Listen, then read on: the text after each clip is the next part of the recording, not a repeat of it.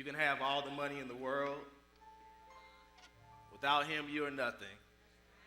You can have all the riches, all the accomplishments, but without God, we are nothing. You can have all the cars you may have or own in your garage, in your driveway. Without him, you are nothing.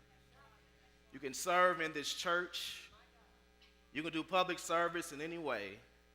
You can help others, love others, be the best friends to those you can. But without him, you are nothing. With him, we are everything. With him, we are something. With him, we are blessed. Without him, we are nothing. Amen.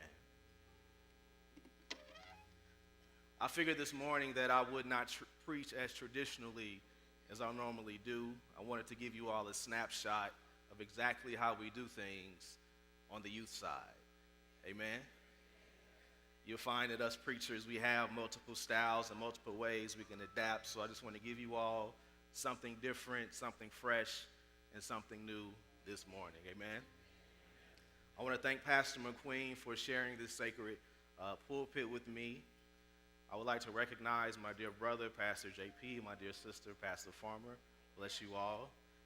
And I cannot let this moment pass without thanking my wonderful wife, Christina. Amen.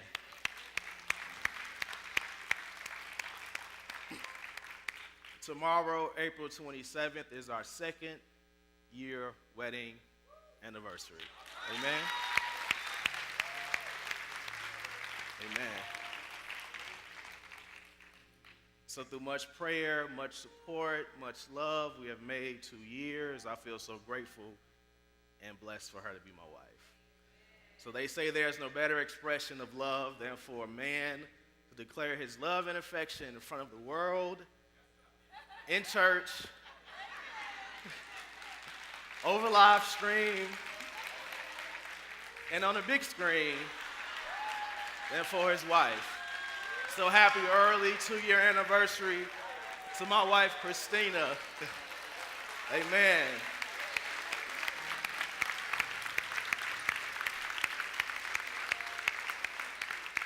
I call that the peekaboo snapshot. I couldn't see through the door, but I was hoping it was on the other side would be designed and built just for me. And it was. Amen? Amen. Our scripture for the morning comes from Mark chapter 5, verses 32 through 34. Mark chapter 5, verses 32 through 34. Please stand as soon as you have it.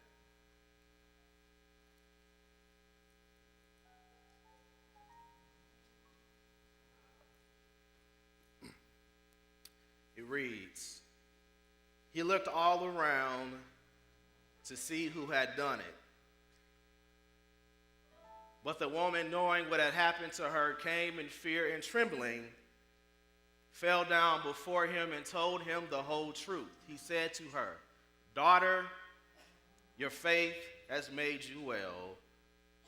Go in peace and be healed of your disease.'"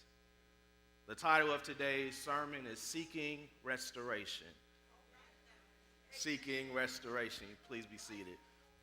If you came in this morning looking to be restored, refreshed, or renewed, this sermon is just for you. Let us pray. God, we are grateful to be in this place, in this moment, and in this time. We pray that a message will be shared today that will transform, renew, and restore. Use me as your vessel. In Christ's name we pray. Amen. So as we begin our journey at the beginning of chapter 5, it is first proper to establish that Jesus was busy. For those seeking restoration, he was on a restoration tour. If you scroll up in verse 15, Jesus had just healed a man possessed, a madman who was known for living in a cemetery, was chained, sometimes breaking his chains, who howled and screamed day and night, cutting himself with stones.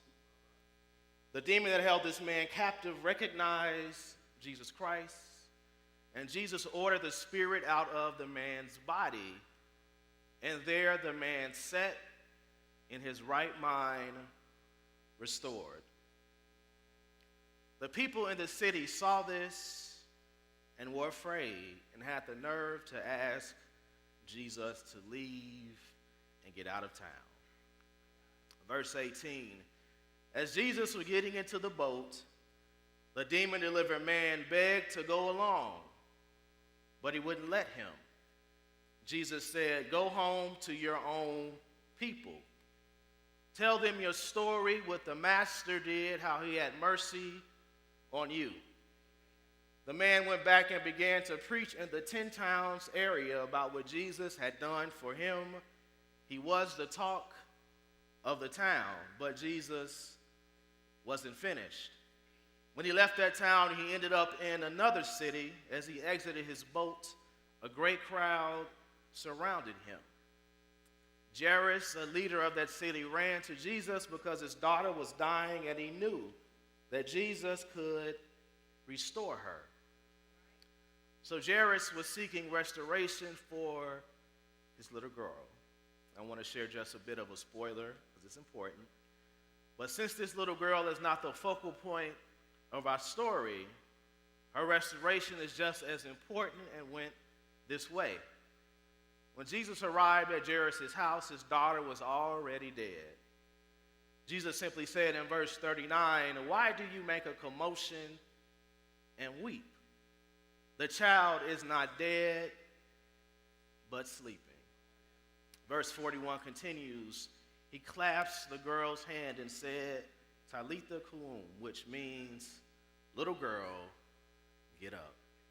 Amen. At that she was up and walking around. The 12-year-old girl went from dead to walking. And that's restoration.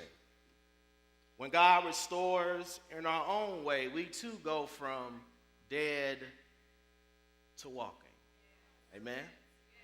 Back to our original text. As Jesus was walking with Jairus, there was a huge crowd. There was lots of pushing, jostling, and jockeying for position to simply get near Jesus.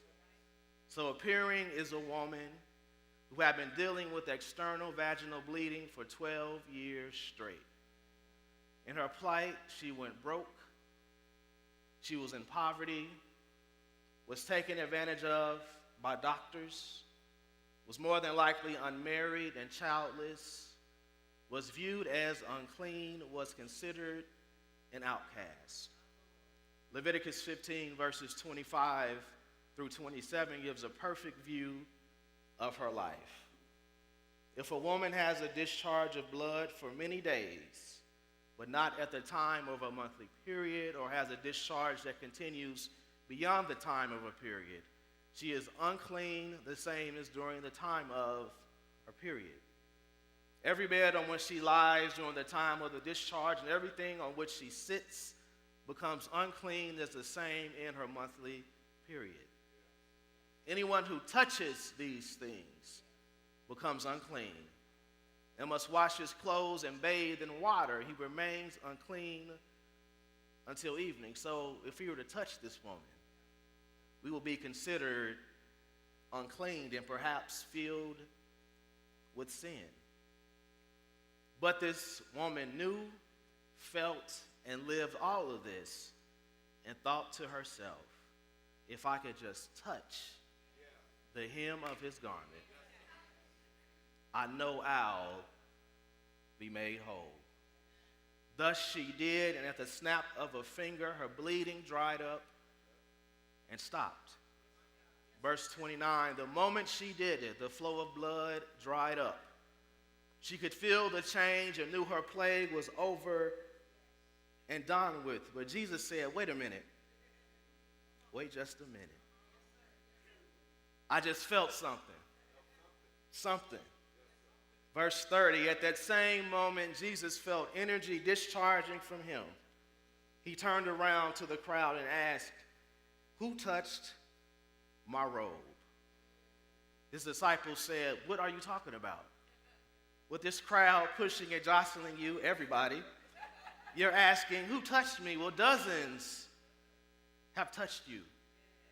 Jesus began to ask and looked around to see who had touched him. So the woman, fearful, afraid, and terrified, stepped forward, coming clean about touching his robe, and told her story. And in my own imagination, I imagine Jesus smiled as he said in verse 34, "Daughter, you took a risk of faith, and now you're healed and whole. Live well, live blessed, be healed of your plague." I would like to dedicate some more time to specifically discuss restoration. One of the best things about my job is that I get to pick on the youth, on whom I absolutely love and adore.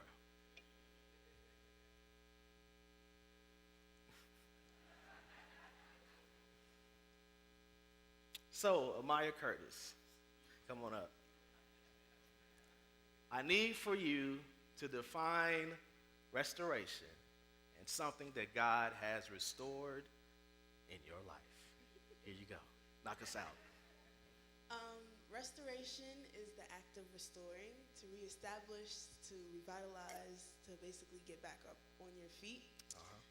And every summer, God restores my peace and my sanity so I can knock out another year of school. Thank you. Summers are meant for restoration, amen? Amen. So, thank you for that. So, restoration or restoring means to reinstate, to reestablish, or to bring something back to its natural form. So, St. James, with God, restoration is serious business. He doesn't play when it comes to restoration. In Psalm 23:3, it simply says, "He restores my soul." In Jeremiah 30:17, it says, "I will restore you to health and heal your wounds."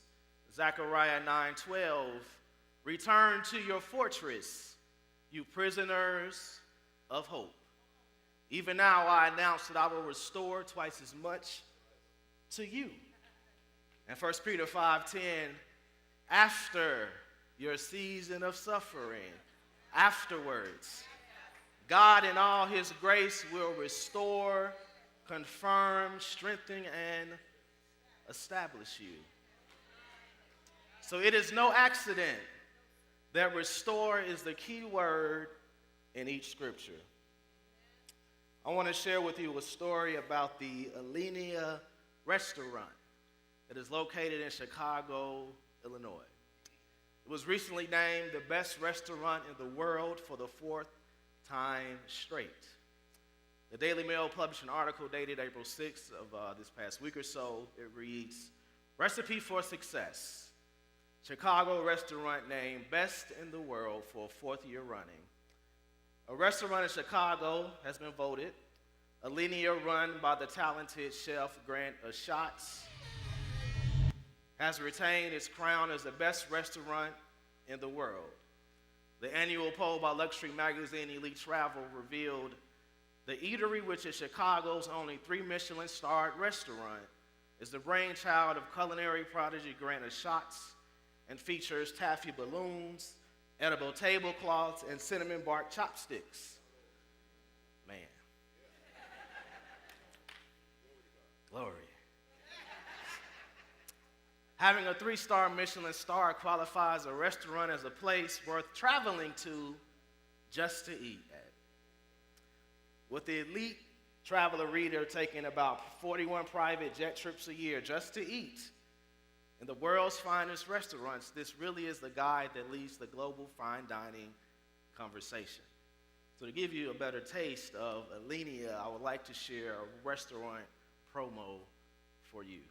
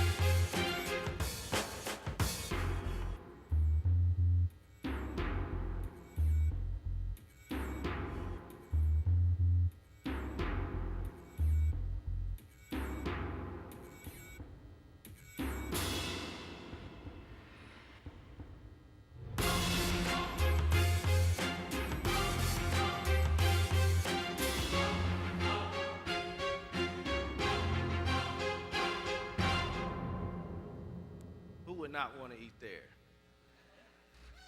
Who would not want to eat there?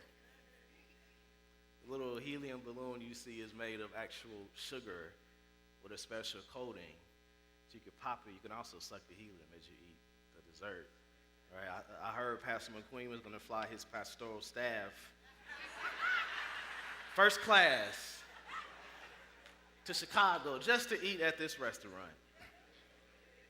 But I would like to point out that the owner and head chef of Alinea, Chef Grant Schatz, his story continues. His culinary origins, however, are surprisingly humble. He first started cooking when he was a kid, helping his mom and dad at their diner in Michigan.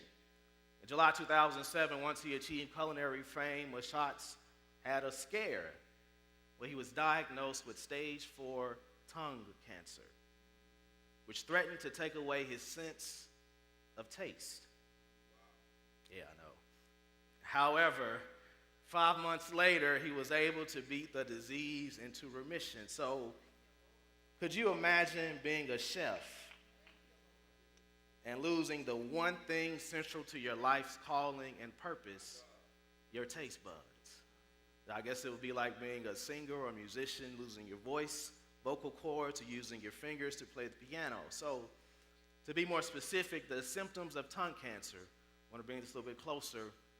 It includes patches in the mouth, lumps on the tongue, mouth ulcers that don't heal, inflammation or swelling of the mouth, pain when chewing or swallowing food. Food is his living, right?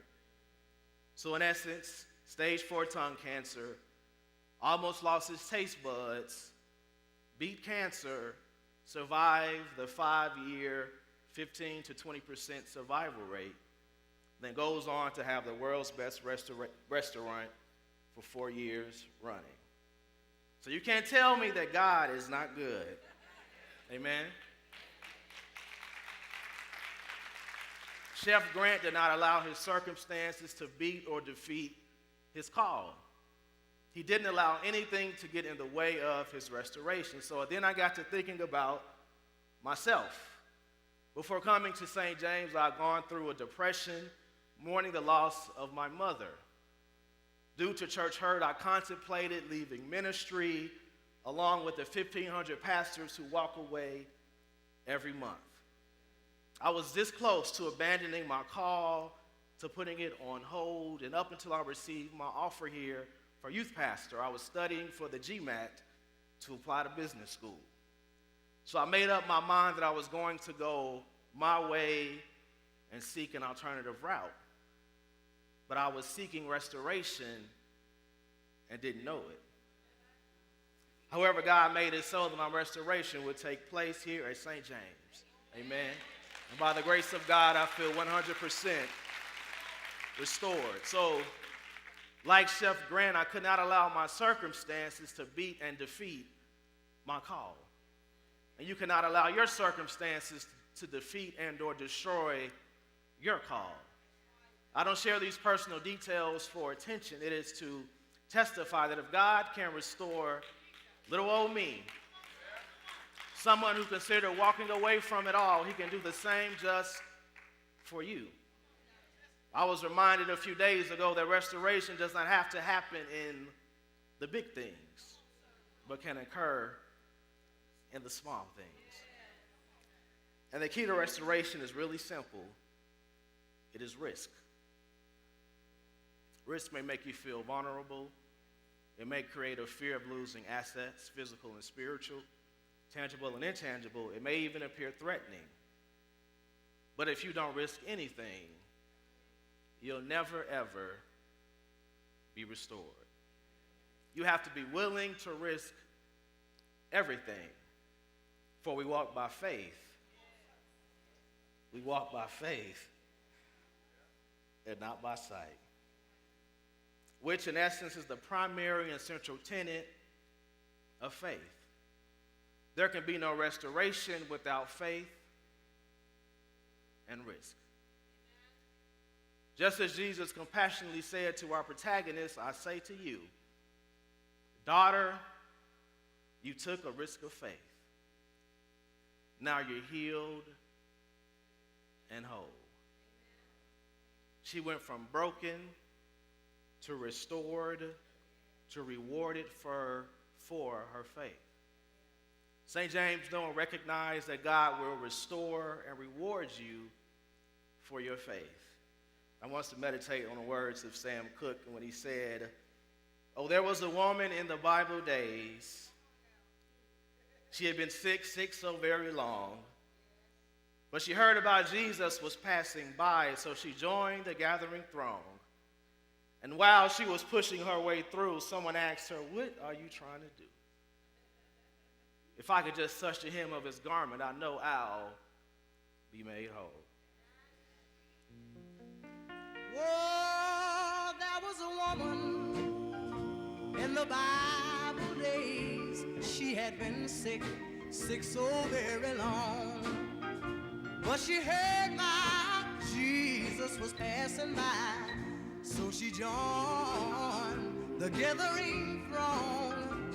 And while she was pushing her way through, someone asked her, "What are you trying to do?" She said, "If I could just touch the hem of his garment, I know I'll be made whole." She cried, "Oh, Lord, and oh, Lord, and oh, Lord, and oh, Lord." Said, "If I could just touch the hem of his garment, I know I'll be made whole." And whoa, she spent her money here and there until she had no more to spare. The doctors, they done all they could, but their medicine would do no good. When she touched him, the Savior didn't see, but still he turned around and cried, "Somebody touch me."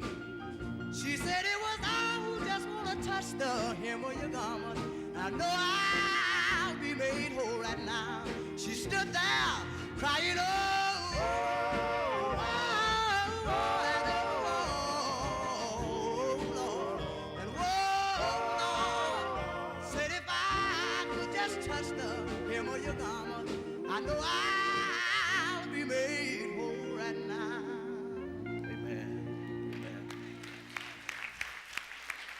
The doors of the church are now open. Please stand, everyone. There's someone here who's been seeking restoration for any period of time.